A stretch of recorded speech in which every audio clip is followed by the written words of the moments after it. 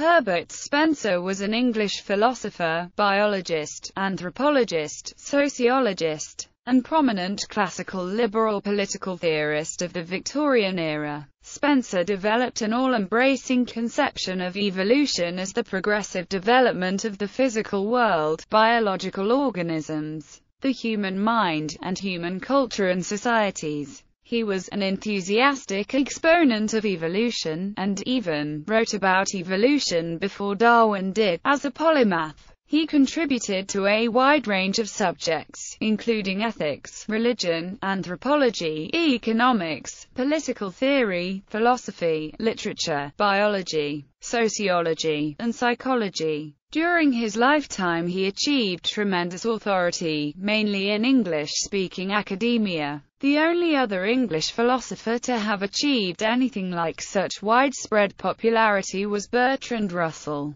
and that was in the 20th century. Spencer was the single most famous European intellectual in the closing decades of the 19th century, but his influence declined sharply after 1900. "Who now reads Spencer?" asked Talcott Parsons in 1937. Spencer is best known for the expression, "survival of the fittest," which he coined in Principles of Biology, after reading Charles Darwin's On the Origin of Species. Life. Spencer was born in Derby, England, on the 27th of April 1820, the son of William George Spencer. Spencer's father was a religious dissenter who drifted from Methodism to Quakerism, and who seems to have transmitted to his son an opposition to all forms of authority. He ran a school founded on the progressive teaching methods of Johann Heinrich Pestalozzi and also served as secretary of the Derby Philosophical Society, a scientific society which had been founded in the 1790s by Erasmus Darwin, the grandfather of Charles Darwin.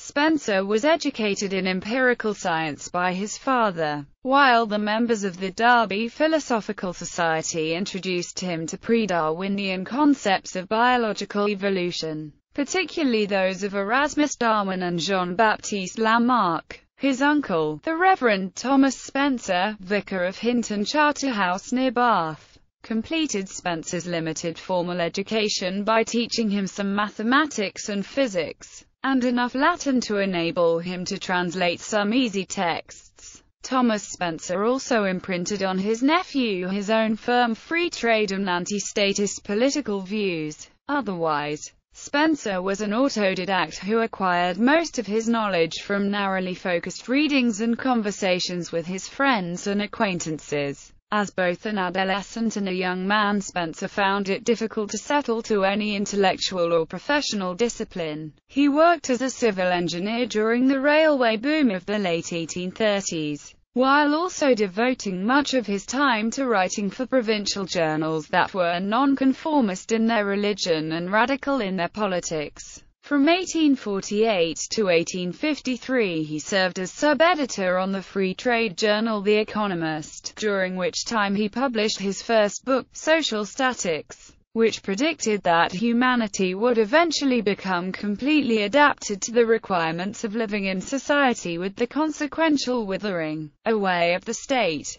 Its publisher, John Chapman, introduced Spencer to his salon, which was attended by many of the leading radical and progressive thinkers of the capital, including John Stuart Mill, Harriet Martineau, George Henry Lewis and Mary Ann Evans, with whom he was briefly romantically linked. Spencer himself introduced the biologist Thomas Henry Huxley, who would later win fame as Darwin's bulldog, and who remained his lifelong friend. However, it was the friendship of Evans and Lewis that acquainted him with John Stuart Mill's A System of Logic and with Auguste Comte's positivism, and which set him on the road to his life's work. He strongly disagreed with Comte. The first fruit of his friendship with Evans and Lewis was Spencer's second book, Principles of Psychology, published in 1855, which explored a physiological basis for psychology. The book was founded on the fundamental assumption that the human mind was subject to natural laws and that these could be discovered within the framework of general biology. This permitted the adoption of a developmental perspective not merely in terms of the individual, but also also of the species and the race.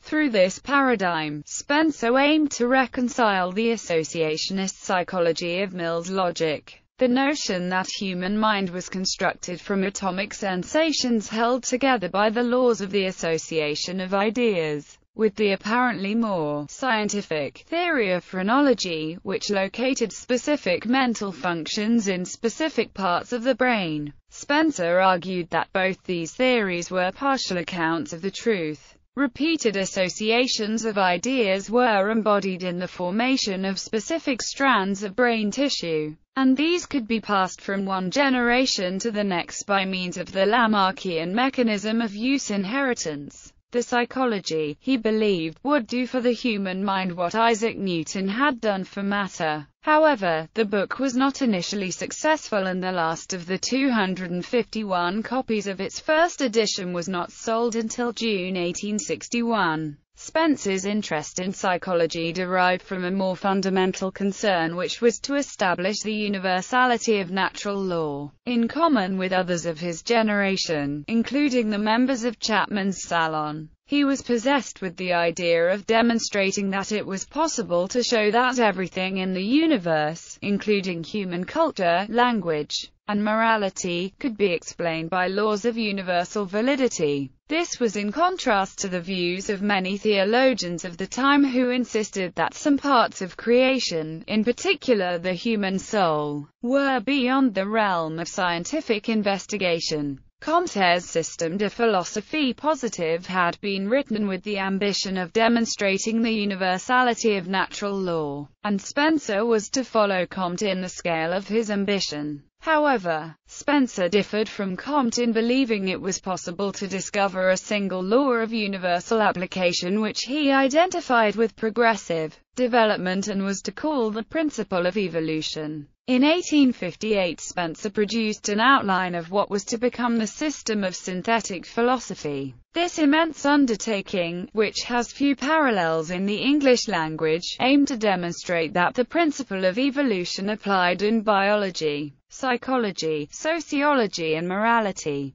Spencer envisaged that this work of 10 volumes would take 20 years to complete. In the end, it took him twice as long and consumed almost all the rest of his long life. Despite Spencer's early struggles to establish himself as a writer, by the 1870s he had become the most famous philosopher of the age. His works were widely read during his lifetime, and by 1869 he was able to support himself solely on the profit of book sales and on income from his regular contributions to Victorian periodicals, which were collected as 3 volumes of essays. His works were translated into German, Italian, Spanish, French, Russian, Japanese and Chinese, and into many other languages, and he was offered honors and awards all over Europe and North America. He also became a member of the Athenaeum, an exclusive gentlemen's club in London open only to those distinguished in the arts and sciences, and the X-Club, a dining club of 9 founded by T.H. Huxley that met every month and included some of the most prominent thinkers of the Victorian age. Members included physicist philosopher John Tyndall and Darwin's cousin, the banker and biologist Sir John Lubbock. There were also some quite significant satellites such as liberal clergyman Arthur Stanley,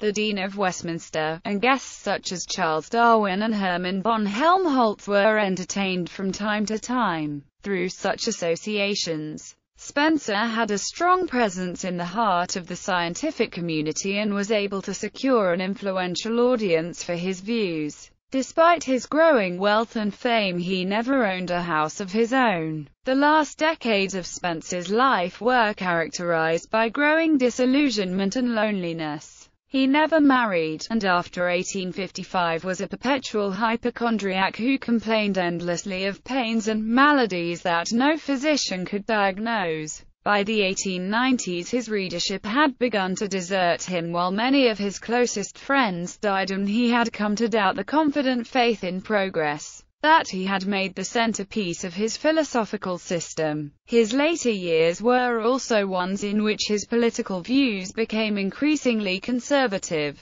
whereas social statics had been the work of a radical Democrat who believed in votes for women and in the nationalization of the land to break the power of the aristocracy. By the 1880s he had become a staunch opponent of female suffrage and made common cause with the landowners of the Liberty and Property Defense League, against what they saw as the drift towards socialism of elements within the administration of William Ewart Gladstone, largely against the opinions of Gladstone himself. Spencer's political views from this period were expressed in what has become his most famous work, The Man versus the State. The exception to Spencer's growing conservatism was that he remained throughout his life an ardent opponent of imperialism and militarism. His critique of the Boer War was especially scathing, and it contributed to his declining popularity in Britain. Spencer also invented a precursor to the modern paperclip, though it looked more like a modern cotter pin. Disambiguation needed. This binding pin was distributed by Ackerman and Company. Spencer shows drawings of the pin in Appendix I of his autobiography along with published descriptions of its uses. In 1902, shortly before his death, Spencer was nominated for the Nobel Prize for Literature. He continued writing all his life, in later years often by dictation, until he succumbed to poor health at the age of 83. His ashes are interred in the eastern side of London's Highgate Cemetery facing Karl Marx's grave. At Spencer's funeral, the Indian nationalist leader Shyamji Krishna Varma announced a donation of £1,000 to establish a lectureship at Oxford University in tribute to Spencer and his work. Synthetic philosophy. The basis for Spencer's appeal to many of his generation was that he appeared to offer a ready-made system of belief which could substitute for conventional religious faith at a time when orthodox creeds were crumbling under the advances of modern science. Spencer's philosophical system seemed to demonstrate that it was possible to believe in the ultimate perfection of humanity on the basis of advanced scientific conceptions such as the first law of thermodynamics and biological evolution. In essence, Spencer's philosophical vision was formed by a combination of deism and positivism. On the one hand, he had imbibed something of 18th-century deism from his father and other members of the Derby Philosophical Society and from books like George Combs' immensely popular The Constitution of Man. This treated the world as a cosmos of benevolent design, and the laws of nature as the decrees of a being transcendently kind. Natural laws were thus the statutes of a well-governed universe that had been decreed by the Creator with the intention of promoting human happiness. Although Spencer lost his Christian faith as a teenager and later rejected any anthropomorphic conception of the deity, he nonetheless held fast to this conception at an almost subconscious level. At the same time, however, he owed far more than he would ever acknowledge to positivism, in particular in its conception of a philosophical system as the unification of the various branches of scientific knowledge. He also followed positivism in his insistence that it was only possible to have genuine knowledge of phenomena, and hence that it was idle to speculate about the nature of the ultimate reality. The tension between positivism and his residual deism ran through the entire system of synthetic philosophy. Spencer followed Comte in aiming for the unification of scientific truth. It was in this sense that his philosophy aimed to be synthetic, like Comte. He was committed to the universality of natural law, the idea that the laws of nature applied without exception to the organic realm as much as to the inorganic, and to the human mind as much as to the rest of creation. The first objective of the synthetic philosophy was thus to demonstrate that there were no exceptions to being able to discover scientific explanations, in the form of natural laws, of all the phenomena of the universe. Even in his writings on ethics, he held that it was possible to discover laws of morality that had the status of laws of nature while still having normative content. a conception which can be traced to George Combe's Constitution of Man.